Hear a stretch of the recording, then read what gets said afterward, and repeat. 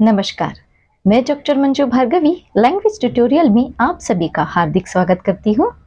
आज मैं आप लोगों को महादेवी वर्मा जी कृत संभाषण घर और बाहर का सारांश सुनाने जा रही हूँ। उसके कुछ अंश ऐसे हैं। स्त्रियों के उज्जवल भविष्य की अपेक्षा रहेगी कि उसके घर और बाहर में ऐसा सामंजस्य स्थापित हो सके जो उसके कर्तव्य को केवल घर या केवल बाहर ही सीमित न कर दे। युगों से नारी का कार्य क्षेत्र घर में ही सीमित रहा। उसके कर्तव्य को निर्धारित करने में उसकी स्वभावजात कोमल मातृत्व, संतान पालन आदि पर तो ध्यान रखा ही गया, साथ ही बाहर के कठोर संघर्षमय वातावरण और परिस्थितियों ने भी समाज को ऐसा ही करने पर बाध्य किया।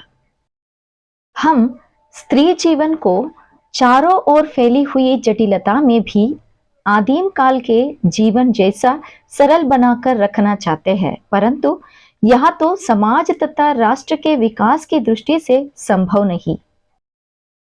अपनी असीम विद्या बुद्धि का भार लिए हुई एक स्त्री किसी के गृह का अलंकार मात्र बनकर संतुष्ट हो सकेगी, ऐसी आशा दुराशा के अतिरिक्त और क्या हो सकती थी। स्त्रियों के उज्जवल भविष्य की अपेक्षा रहेगी कि उसके घर और बाहर में ऐसा सामंजस्य स्थापित हो सके जो उसके कर्तव्य को केवल घर या केवल बाहर ही सीमित ना कर दे। आधुनिक युग में घर में बाहर भी ऐसे अनेक क्षेत्र हैं जो स्त्री के सहयोग की उनकी ही अपेक्षा रखते हैं, जिनकी पुरुष के सहयोग की। उदाहरण के लिए हम शिक्षा के क्षेत्र को ले सकते हैं। हम अपनी आगामी पीढ़ी को निरक्षरता के शाप से बचाने के लिए अधिक से अधिक शिक्षालयों की आवश्यकता का अनुभव कर सकते हैं। आज भी श्रमजीवियों को छोड़कर प्रायतः अन्य सभी अपने एक विशेष अवस्था वाले छोटे छोटे बालक बालिकाओं को ऐसे स्थान में भेजने के लिए बाध्य होते हैं जहां या तो दंडधारी कठोर आकृति वाले जीवन से असंतुष्ट गुरुजी या अनुभवहीन हठही कुमारियां उनका निष्ठुर स्वागत करती है। बालक बालिकाओं के समान ही किशोर वयस्क कन्याओं और युवतियों की शिक्षा के लिए भी हमें ऐसी महिलाओं की आवश्यकता होगी जो उन्हें गृहिणी के गुण तथा गृहस्थ जीवन के लिए उपयुक्त कर्तव्यों की शिक्षा दे सके। जब तक हम अपने यहाँ गृहिणियों को बाहर आकर इस क्षेत्र में कुछ करने की स्वतंत्रता न देंगे, तब तक हमारी शिक्षा में व्याप्त विश्व बढ़ता ही जाएगा। शिक्षा के क्षेत्र के समान चिकित्सा के क्षेत्र में भी स्त्रियों का सहयोग वांछनीय है।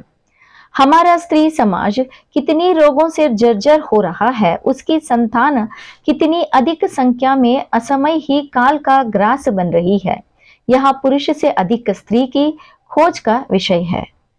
चिकित्सा के समान कानून का क्षेत्र भी स्त्रियों के लिए उपेक्षणीय नहीं कहा जा सकता। यदि स्त्रियों में ऐसी बहनें की पर्याप्त संख्या रहती जिनके निकट कानून एक विचित्र वस्तु न होता, तो उनकी इतनी अधिक दुर्दशा न हो सकती।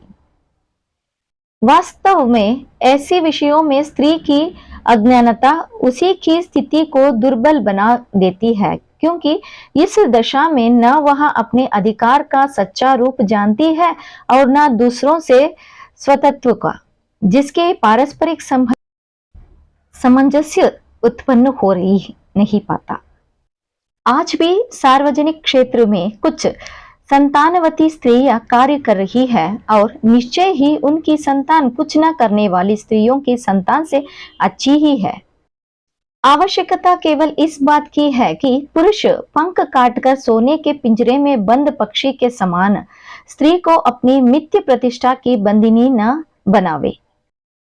घर से बाहर भी अपनी रुचि, शिक्षा और अवकाश के अनुरूप जो कुछ वह करना चाहे, उसमें उस पुरुष के सहयोग और सहानुभूति की आवश्यकता ही रहेगी। और पुरुष यदि अपनी वंशाक्रमगत अधिकार युक्त अनुधार भावना को छोड़ सके तो बहुत ही कठिनाइयां स्वयं ही दूर हो जाएंगी। धन्यवाद।